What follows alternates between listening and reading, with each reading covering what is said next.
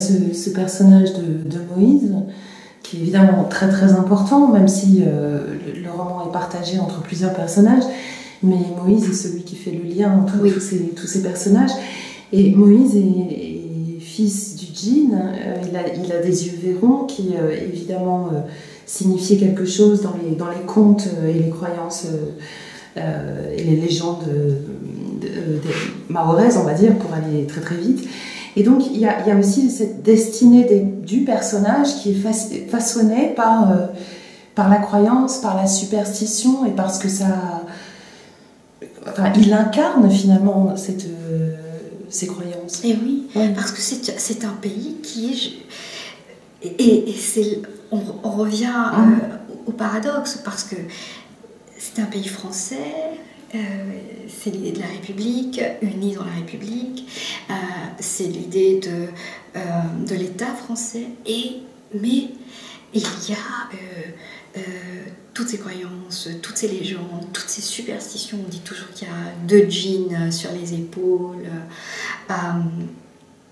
les cérémonies se font dans les bois. Le personnage de Moïse est un personnage j'ai commencé l'histoire avec le personnage de Marie. Qui était beaucoup plus longue et qui me phagocytait un petit peu. Et c'était très clair dans ma tête qu'elle avait un enfant. Et il y a ce vers à Mayotte qui est très spécifique. Ce vers et le djinn vit là où c'est vert. Et donc c'est pour ça que je l'ai fait double, parce que il est en effet le fils, on dit qu'il est le fils du djinn parce qu'il a un œil vert et qu'on a peur de lui, mais il est également entièrement le fils de Marie, de son autre œil noir, parce qu'il, comme il dit, il est un petit blanc, il est un petit français, il a vécu comme on peut vivre ici, enfin presque, et quand il s'échappe un peu, c'est cette dualité qui le rattrape entre son côté comorien, son côté mahorais et son côté français qu'il a hérité de Marie, parce que Marie n'encourage pas du tout son insularité, je dirais. Et Marie, au contraire, l'élève comme elle a été élevée, d'une certaine façon.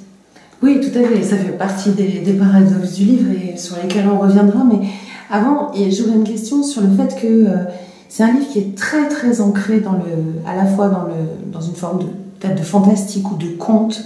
En tout cas, ça c'est certain. Mais en même temps, il y a une présence extrêmement forte du réel et ça fait partie des choses fascinantes dans votre livre. C'est comment vous avez réussi à tout tenir ensemble.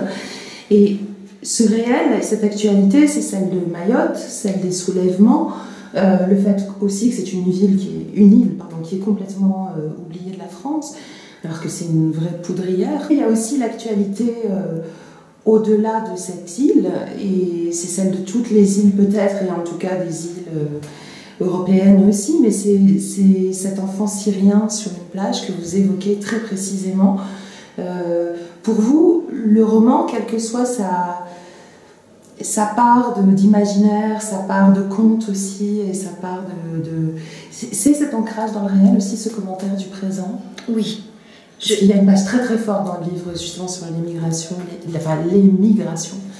C'est-à-dire, comment dire, je ne suis pas politologue, je ne sais pas, vous voyez, mais je voulais vraiment dire ce qui se passait. Je ne sais pas si c'est clair ce que je dis, mais dire avec mes moyens. Et c'est un pays qui est frappé de toutes parts par cela. Tous ces personnages-là, Marie, Moïse, Bruce, Olivier, Stéphane, n'ont leur vie que parce que Mayotte a ce destin-là. C'est intimement lié. Presque, on dirait que le libre arbitre n'existe pas. Leur destin personnel, leur volonté personnelle n'existe pas. Ils sont cernés de toutes parts. Vous avez eu raison de dire que c'est une poudrière. Ça en est une, d'ailleurs ça éclate. Depuis que je suis rentrée, Je suis rentrée l'année dernière en octobre. Maintenant, et d'ailleurs les Mahorais me l'avaient dit, si la France ne fait rien, on va s'en occuper. Et d'ailleurs, ils s'occupent maintenant eux-mêmes de décaser les gens, ce qui est terrifiant. Et moi, je le voulais extrêmement actuel. Et en même temps, je me rendais compte, si vous voulez, de l'extrême naïveté de mon intention, parce que c'est une histoire commune, c'est une histoire qui existe depuis la nuit des temps. Mon arrière-grand-père a pris un bateau. À un moment donné, je crois que on essaye toujours de lutter contre ça, mais on ne peut pas échapper à la marche du monde. Et la marche du monde, c'est ça. C'est prendre un bateau, prendre un train, marcher avec ses deux pieds et aller vers l'ailleurs. Et Mayotte, c'est vraiment je ne sais pas si c'est le syndrome, le symptôme, l'image, mais en tout cas, je le voulais comme ça. Je le voulais également avec, comme vous avez dit, le côté un peu fantastique de la chose, où il n'y a pas que le réel, mais où ce qui se passe aujourd'hui saute aux yeux. Oui, et puis c'est une manière de dire aussi, il y a cette image que tout le monde a vue, que tout le monde a commentée, parce qu'elle a aussi beaucoup ému de cet enfant sur la plage, mais il y a aussi tous ces migrants anonymes qui arrivent sur des plages, hein, et finalement Moïse, c'est aussi, évidemment avec son nom, qui a un sens lié au fait que quand il arrive dans les bras de Marie, il est entièrement bandé parce que sa mère biologique a peur de son regard aussi, il veut le cacher ou peut-être le protéger. Enfin, il y a aussi toute cette ambiguïté-là. Bon. Donc Moïse, c'est lié à ça, mais Moïse, c'est évidemment une autre histoire. Enfin, il y a aussi cette part d'un récit qui est le récit biblique, hein, dans votre livre. Bon. Mais cet enfant nous a marqué, et vous racontez l'histoire d'un enfant anonyme. C'est une manière aussi de dire l'histoire de ces migrants autrement, enfin... Non? Je suppose, parce que... Mais en même temps, Moïse ne l'a pas choisi, ça. Oui, bien sûr. Lui, non. Moïse n'a pas choisi ce destin-là. Il est né comme ça. D'ailleurs, il le dit à un moment donné. Est-ce que les garçons comme moi, on a de la chance même? Est-ce que je ne suis pas née au bon endroit, au bon moment? Je ne dis pas si c'était mon intention de raconter ça. C'était mon intention, en tout cas, de dire comment ils font. Plus que... Vous comprenez, de raconter l'histoire d'un migrant, parce que de dire comment ils font quand ils arrivent sur la plage, comment ils font pour traverser le buisson, pour arriver à l'hôpital, ça c'était mon intention. Moi aujourd'hui, par exemple, c'est quelque chose que je trouve assez terrifiant, c'est la concurrence des mémoires, vous savez. Je trouve, moi personnellement, pourquoi ta vie vaudrait mieux que la mienne? Pourquoi ton histoire? Ou pourquoi? Parce que est-ce que ton ancêtre a mieux souffert, plus souffert que le mien? Donc ça te rend... Et c'est ça que je voulais dire. Plus que sa vie vaut quelque chose, mais comme toute... Enfin, elle vaut comme... Elles se valent, toutes ces vies-là. Mais en même temps... on dirait que Mayotte est sur une dimension parallèle. Ça n'arrive jamais. Ça ne dépasse jamais le canal du Mozambique. Aujourd'hui, quand on parle surtout des violences, des cambriolages, des délinquances. Mais il y a une source à cela. Il y a une origine. Et cette origine, c'est cela. C'est cette migration sauvage, c'est ce pays éclaté de toutes parts. Et ce que vous montrez aussi dans le livre, qui est très, très, très fort, c'est, et ce qui explique aussi peut-être le titre, enfin, Tropique de la violence, avec le mot tropique, il y a beaucoup de sens dans le livre, mais c'est la violence sociale, l'existence de ce bidonville qui s'appelle Gaza, qui est en fait le quartier de Kaweni, et Gaza c'est la France. Et il y a vous parliez d'origine de la violence. L'origine de la violence, elle est aussi dans ce lieu, au sein de l'île, parce que ça suppose de se débrouiller tout seul, d'apprendre à survivre selon d'autres règles. Et Bruce est le roi de Gaza, il impose sa loi, jusqu'à une violence absolue qui éclate à la fin du livre. Mais il y a ce bidonville, vous l'avez vu, il existe. Ah bah bien sûr. Oui, non, mais je sais parce que j'ai beaucoup cherché, mais j'aimerais beaucoup que vous en parliez, parce qu'il y a aussi cette association, ces associations démunies face à tout cela.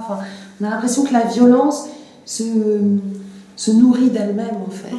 Ouais. Mais quand j'y étais en 2008, ce bidonville existait, mais sur une surface moins importante.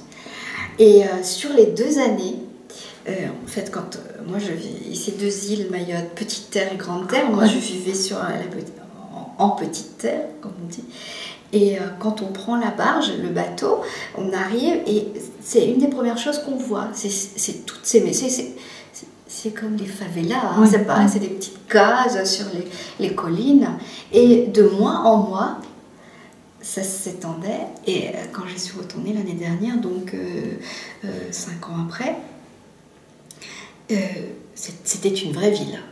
Ce n'était plus des petites cases avec des voyous, avec des personnes qui naissaient ici, qui grandissaient.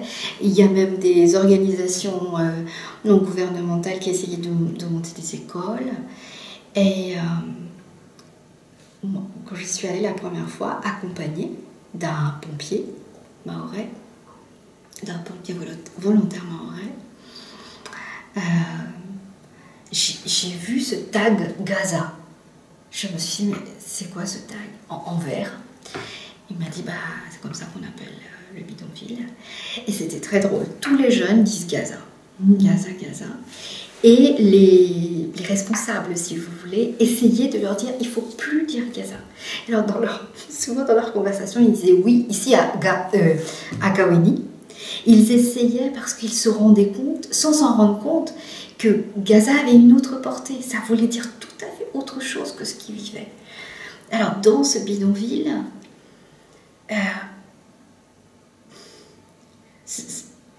il n'y a pas d'eau, il n'y a pas d'électricité, il n'y a pas de sanitaire, forcément.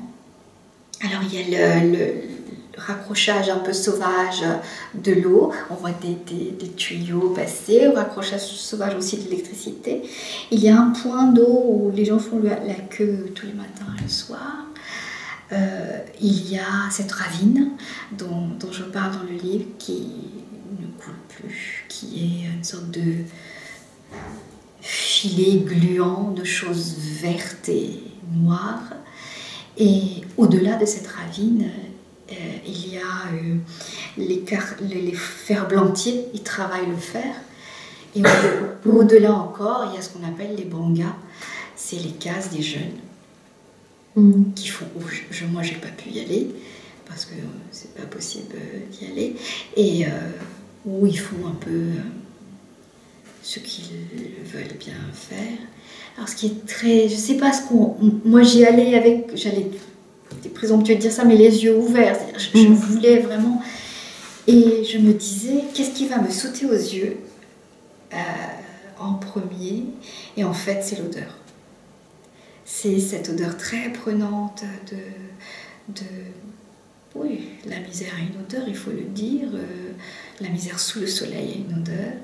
Et en deuxième, je crois que c'est les maisons barricadées. Même les cases en tôle avaient des barres de fer. C'était très, très bizarre d'ailleurs. Toutes les maisons il y avait des quadrillages au mur. Il y avait des maisons construites en fer et comme si on avait fait une enveloppe. Donc même eux, dans Gaza, se protègent. Et alors, ces jeunes, on les voit peu dans la journée. Alors dans la journée, ils ont une vie extrêmement policée, je dirais. Ils font partie de plein d'associations. Alors, ils disent ouais, non, mais en fait, tout ce qu'on dit sur nous, c'est pas vrai. Donc moi, je les ai suivis souvent.